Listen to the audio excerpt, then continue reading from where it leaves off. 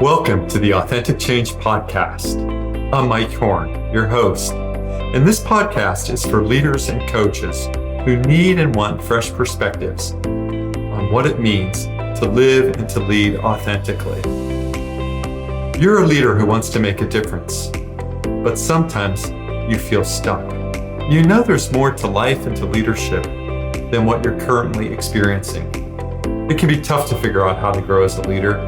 You might be reading all the blogs and books, but it still feels like you're not making progress.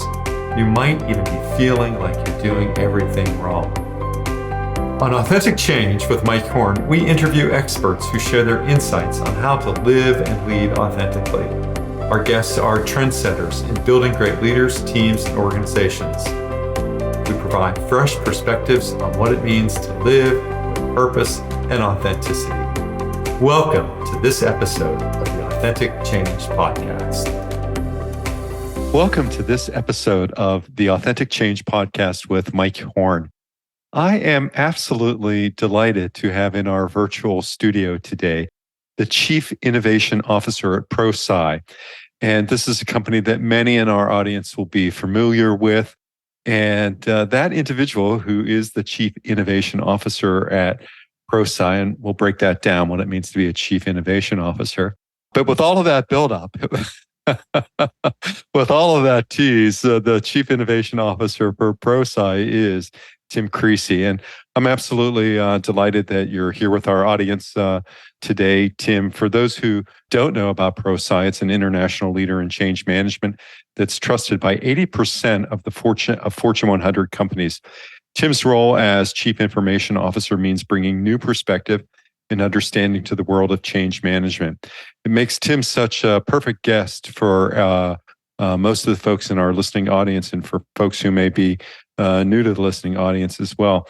But Tim's role in his career is really steeped in a foundation of unparalleled insight. And I love those words, from the challenges and trends to a vision for the future. And I think there are many in our audience who are HR leaders who would like to be more effective organization development and change consultants. And I think there are some limiting beliefs in that. So I'm looking forward to exploring that with you, Tim.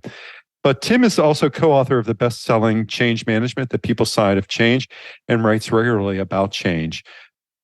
I'm really happy to have this thought leader join us today on Authentic Change with Mike Horn. And Tim, why don't you say a few words about yourself?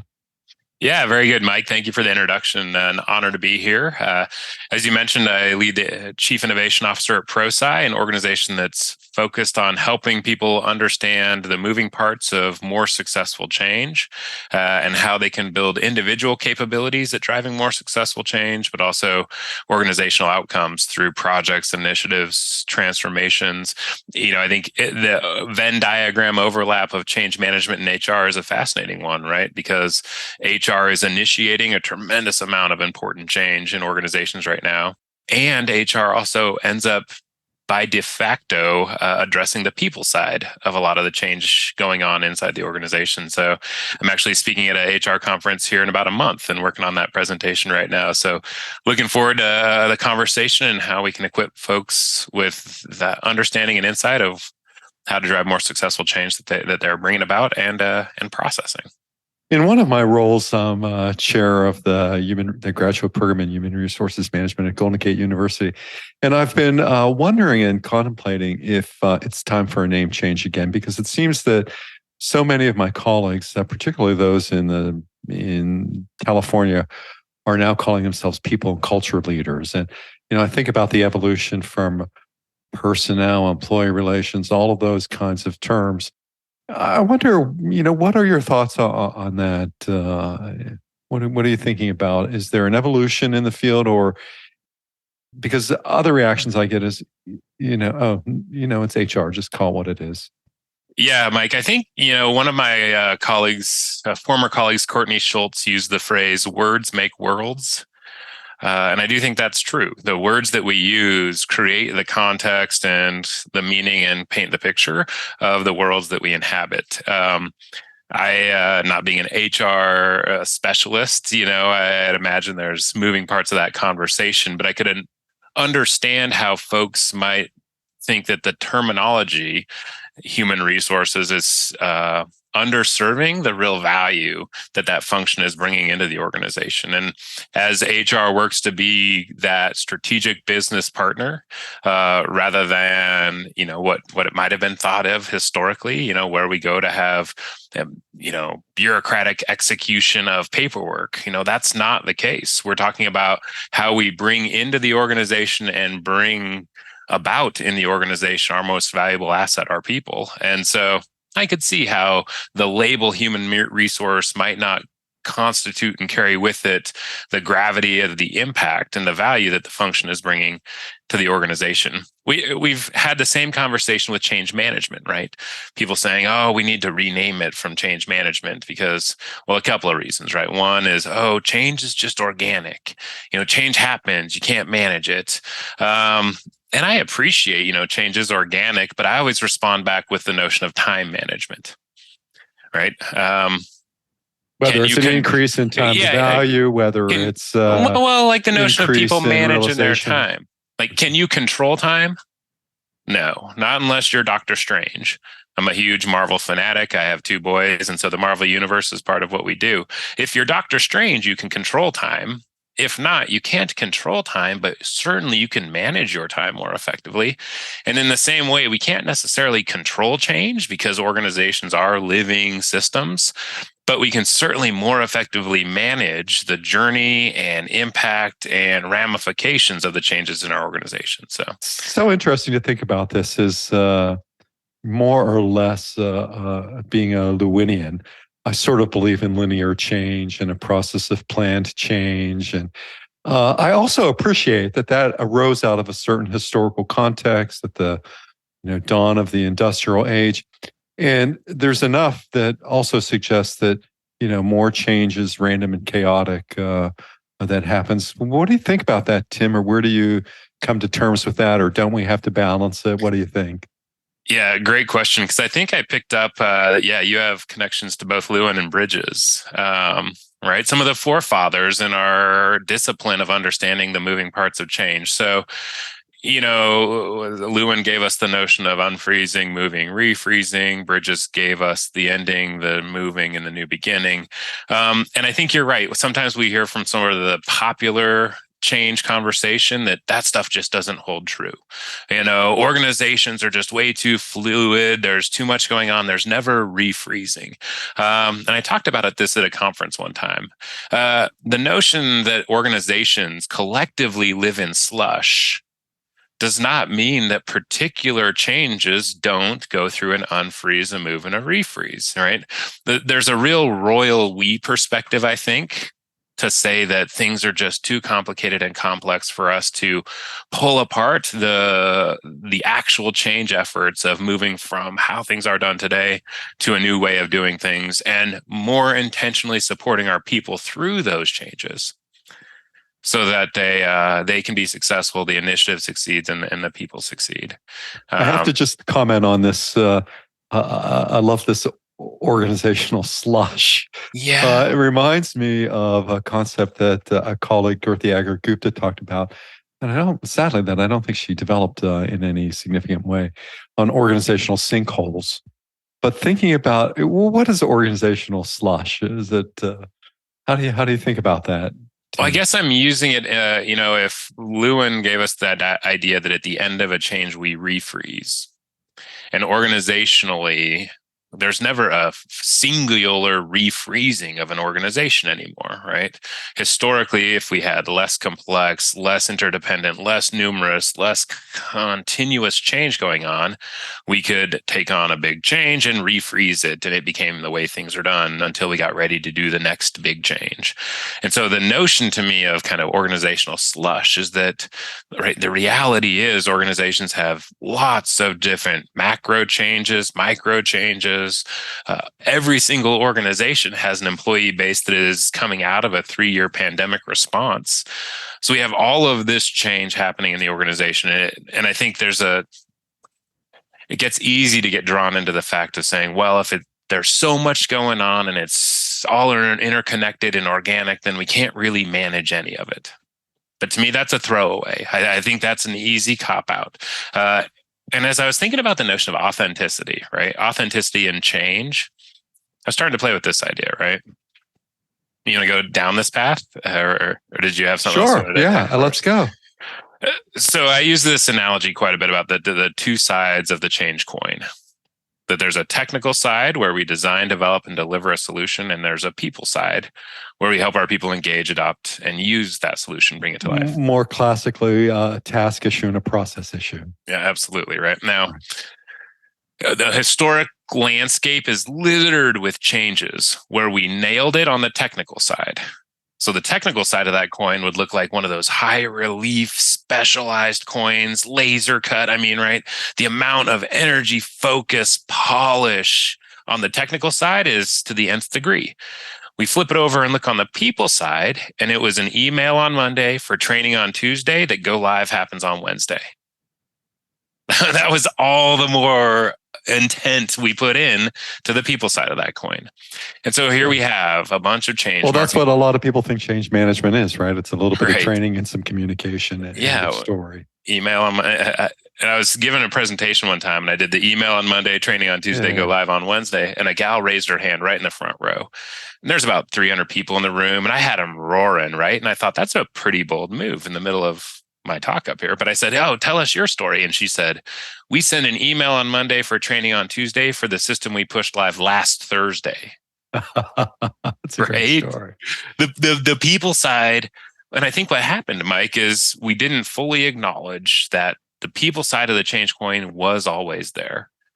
We thought we could just tell our people to do stuff and jump, and they would say how high, and on we would move to the next change. And over the last 20 years, there's been a real awakening and acknowledgement that that people side of the change coin is as important or more important for us achieving what we set out to achieve. Where's resistance factor into all of this? And, I tend to think extensively about resistance in terms of it. Sometimes it just is. It has natural properties. It's protective. It's curative. And at other times to think about, well, how do you break through it, or how do you explore it in some creative way? In the work that you do, Tim, how does resistance factor in? Yeah, great question, Mike. I mean, we talk about human beings and how we experience the change process. And we know from a lot of the research out there that it is our natural, physiological, psychological tendency to go back to what we've done. Right? It hurts our brain to make a change. And so sure. We're creatures of habit, in other words, right? Absolutely. And so the notion that we'll run up against headwinds when we try to make a change is part of how we survive as beings. When we talk about change resistance to a particular initiative, we did a targeted research study on this back in 2017.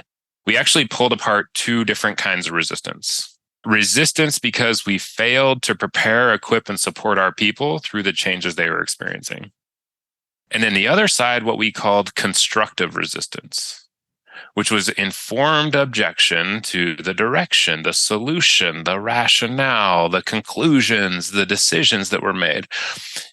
The only way we can find out if something is constructive resistance is if we understand that it's not just resistance stemming from the fact that we didn't provide this person with the answers that they have as a human being when they go through the change process. And that's where we use something like the Prosci ADKAR model, which people have often probably heard about, come across. If somebody walks into your office and says, Mike, this is the dumbest thing we've ever done in response to the project you're working on, you have no idea how to discern and understand the source of that response. So, Mike, do you understand why we're doing it? Why we're doing it now? What's the risk if we don't do it? And you say, yep, I got that. I know why we're doing it now. I have to deal with the old system all the time. Okay. In my head, I check mark. Mike has awareness of the need for change. Mike, do you understand the motivating factors, the organizational motivators, the what's in it for you if you lean in? Yep, I got those. I can tell you, Oh, Mike has desire. Mike, do you have the knowledge to be successful with the new system? Nope, the training was horrible. I can't understand how to even log in. I am so good on the old system, can't get even logged into the new system. Aha! This is resistance to change that is stemmed from knowledge, a lack of knowledge, or a lack of ability to implement. So if we can discern that the resistance is not at its root cause because we're not providing people the answers they have, then we can start to really tackle the constructive nature of the true objection that's coming out of that resistance. What about the objection that so much of change management is to a point that you raised earlier? There's an objection that, well, change is organic and we can't manage and plan for it. Let's just come back and revisit that topic once again. And why is a model such as ADKAR then, such an important or necessary tool in the way of thinking about planning for change in an organization, whether it be, and here you'll have to help me, whether it be incremental or transformational? Yeah, Mike, and I actually think there's one step right before that, which is, have we defined the change and what it means to each of the people who are being impacted by it? I actually think that's a really first initial step when we start down this path of change management and what it means to apply model and structure. We walk into many organizations who say, we're rolling out a new online collaboration tool. We say, great, what does that mean to the sales folks? Well, we haven't thought about that yet. Okay, what does it mean to your, marketing folks? What does it mean to the people at the front? If we don't define the change in terms of the impact it means to the people, we can never hope to help manage and support people through that change journey. So I often think, that's a critical first step that change management has brought, is really defining change impact at that individual level.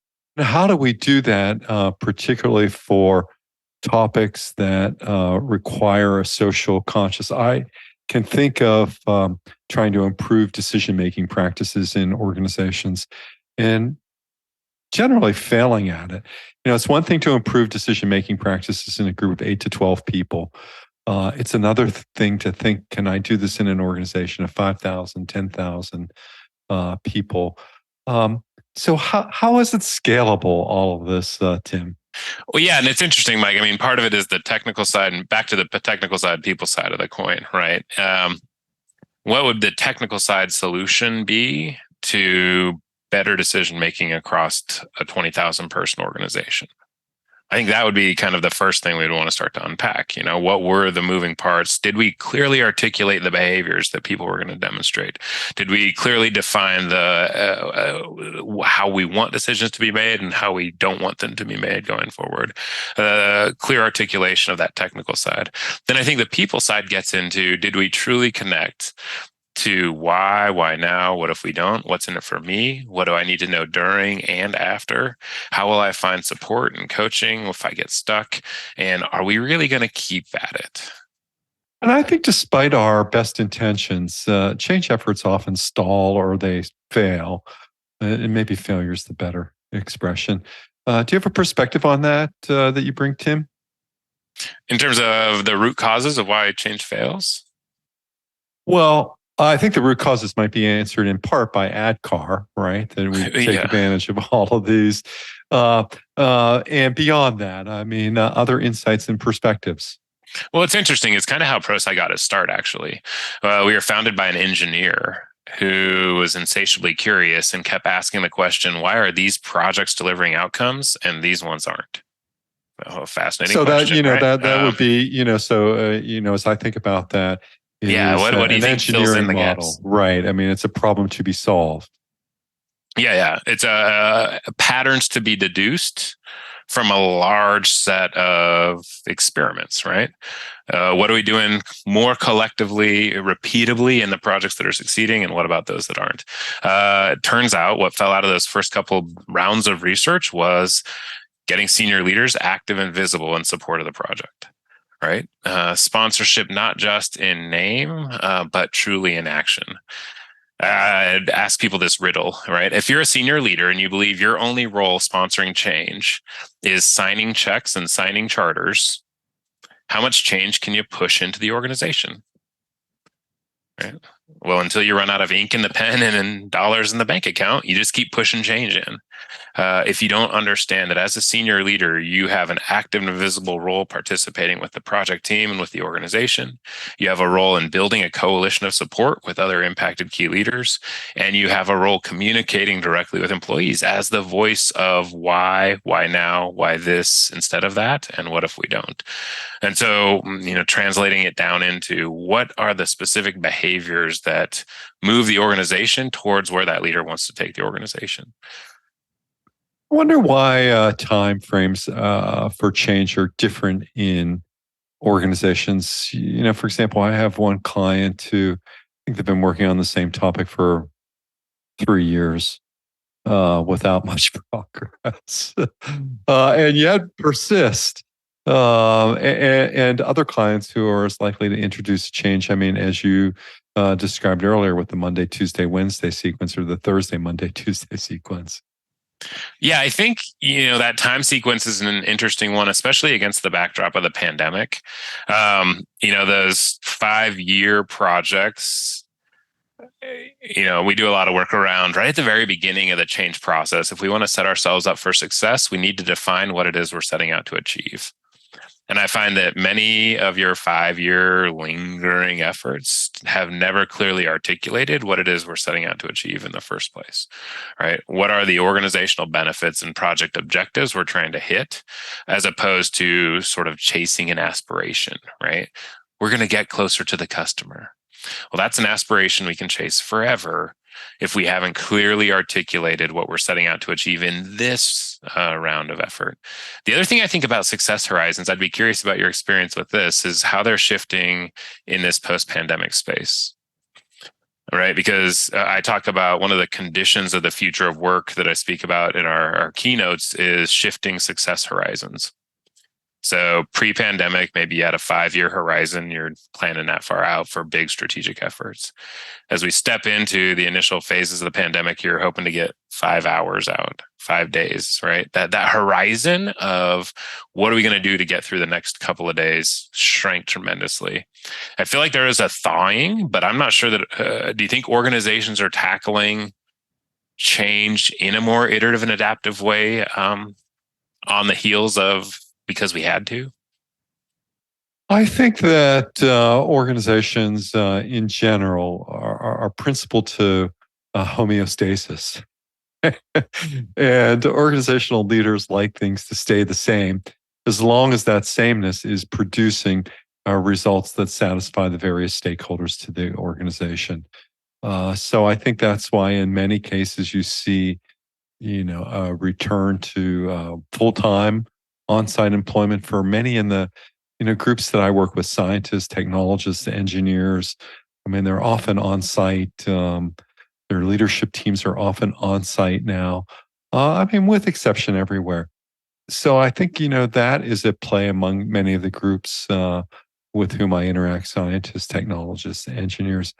And I also think that, without fundamentally altering some other social structure, that there is a desire to continue to do more or less of the same. People talk about an increased need for authenticity and authentic leadership behavior. I think that's always been true. I don't think a pandemic changed that. I mean, we have so many lousy managers. It's the notion of homeostasis is an interesting one. Are you familiar with the Gleicher formula? Sure.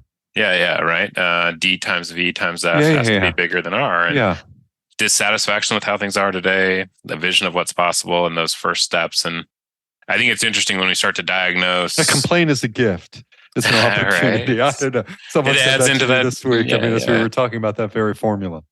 Yeah, it starts to bring color to the D, right? When I watch changes get stuck, it's a lens I will often try to take, right? Take the perspective of that Gleicher formula and say, is it dissatisfaction with how things are today that are not at a level with, that we need to tackle? Is it that vision of what's possible, or is it those first steps? And I think those first steps are interesting ones, when we talk about what causes organizations to stay where they are. Yeah, maybe the improvement could have been first steps and next steps. Yeah, there you go. To think about it, not just as a process that has that you have an opportunity to lead over a period of time, Yeah. and to do that in a way that benefits all of the stakeholders of the system. And I'd be curious if you think that the pandemic amplified the, I guess, need or expectation for authentic leadership. And I'll tell you a little riff that I kind of take on in some of my keynotes. Do you remember that YouTube video?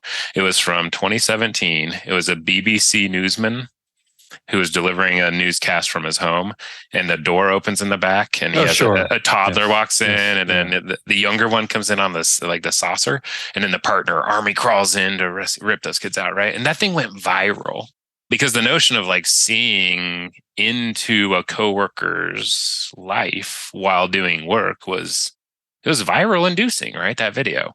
Something happened over the last 3 years.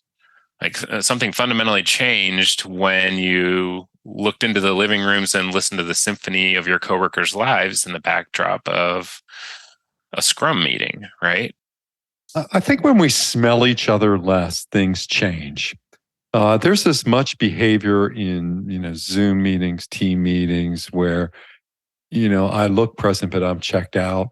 Now that was going on in organizational life as well, but maybe it was less difficult to disguise or to hide. I'm not sure. I think there is some truth to that. I also, think a lot about opportunities for the informal exercise of leadership, the ability with executives to connect with people other than their direct reports and how much interaction they have with less senior people in an organization. Not that can happen or doesn't happen. It does concern me to some extent. Yeah. Like happenstance and serendipity of contact. The other one that I think... The ability really to have an open door. Yeah. And unstructured time. I think that's a fascinating thing, right? We talk about the water cooler in terms of it being a proximity. It allows people to bump into each other. But I also think the notion of having pure unstructured time with folks is something I keep going back to. What was the things change when we smell each other less? Is that what you said? No. I think there's something about the concept of smell. Yeah. No. I was anchoring into because early on as we were starting to share space again, I was using the notion of when we're breathing the same oxygen. Yeah, same. And I had people be like, "Yeah, I don't know, that's kind of weirds me out a little bit." But I'm like, no. When we're amongst smell is a lot more provocative. It does, right? Yeah. And then you start wondering about different industries. But there's things we can do inside a shared space that we can't when we don't. Now, I think the kicker, Mike, is I had engaged a couple hundred change agents and then a couple hundred senior leaders from the same organization in 2 different sessions. Fascinating conversation across both. But one question I asked to each, and it was really inspired by, there was a Seth Godin blog about design thinking where he asked the question, what's it for? We got to understand what's it for if we really want to go about designing something right. And he gives the example of catering a lunch. And we need to know, is it a kindergarten reunion, a celebration of life service, a promotion lunch? The what's it for impacts how we do it right. So I ask these senior leaders and change agents, what's the office for? What is the primary function of sharing space in an office? Because and the list came out, it was interesting, right? Collaboration, connection comes out at the top of both lists. Teamwork shows up at the top of both lists. Then you start to see different things fall, different perspectives in terms of what that shared space for. You know what nobody wrote in? Taking a Teams call. Right? Yeah. No, the office is not for coming to do stuff we can do anywhere when we proved we can do pretty much anything anywhere. What I think leaders, the job of leaders is to ensure that when we share space, we are amplifying the value of coming together, right? It's the networking, the brainstorming, tackling challenging issues. It's the side conversation, breaking bread, all those things that you truly can't do virtually that we know are part of the relationship and the connected tissue of the organization. Well, I think, Tim Creasey, that's one of the reasons why we need to think so much more about community than we do culture. And how do we create community at work? Because I would be so resentful, as I've heard many workers express, of going into an office to sit at a Zoom. Right. Yeah. I mean, I think, some of the worst behavior that was part of the pandemic where, people, I'm aware of, they would terminate someone's employment while they were in the next door office on Zoom. I mean, I think some of that craziness has escaped us, but I think it's also allowed for some entry of that into the way that we think about what you've discussed so much in today's episode of Authentic Change is the people side of the equation and what prevents our success and yet what can enable our success in that capacity as well. Absolutely. And I think that people side, you can't unsee it anymore. And I think that we have a tremendous amount of new capabilities that we grew, whether we wanted to or not, over the last 3 years. And there are certainly new expectations of work and relationship with work. And so, a fascinating landscape for us as leaders to navigate. What are the new conditions of my organization? What are the new capabilities and what are the new expectations? Because harnessing those into the future of the workplace we're designing is going to be critical. And I think the notion of authenticity shows up really compelling for those who are tackling it in an intentional way. No, I'm with you, Tim. And once again, Tim Creasey is the Chief Innovation Officer at Prosci, which is an international leader in change management. You can find lots of details about Tim and about Prosci by visiting the show notes. So I'd encourage everybody to do that after listening to this episode. Tim, if you were to offer a piece of guidance as people continue to navigate 2023 and with many of the issues that we talked about, what guidance or insight or observation would you make for those who are considering change work at this time of year? Yeah, I would offer up what I kind of arrived at as my base beat after doing a number of podcast guest episodes on different various topics. And that's that change is hard, change is continuous, but change success is accessible with and through our people. And that the way we become successful organizations and deliver successful projects is with and through our people, not in spite of or around or over the top of them. That's a great beat to have, a great rhythm to get into, a great groove to work with, Tim Creasey. Thank you so much for your appearance on Authentic Change with Mike Horn. And until the next episode, stay well. Thank you for listening to the Authentic Change podcast. I'm delighted that you've tuned in to listen. Please visit the show notes for links to topics discussed in today's podcast. To download a free ebook on authentic change and leadership and to subscribe to my newsletter, please visit mike-horn.com. Once again, mike-horne.com, mike-horn.com. Once again, thank you for listening to the Authentic Change podcast.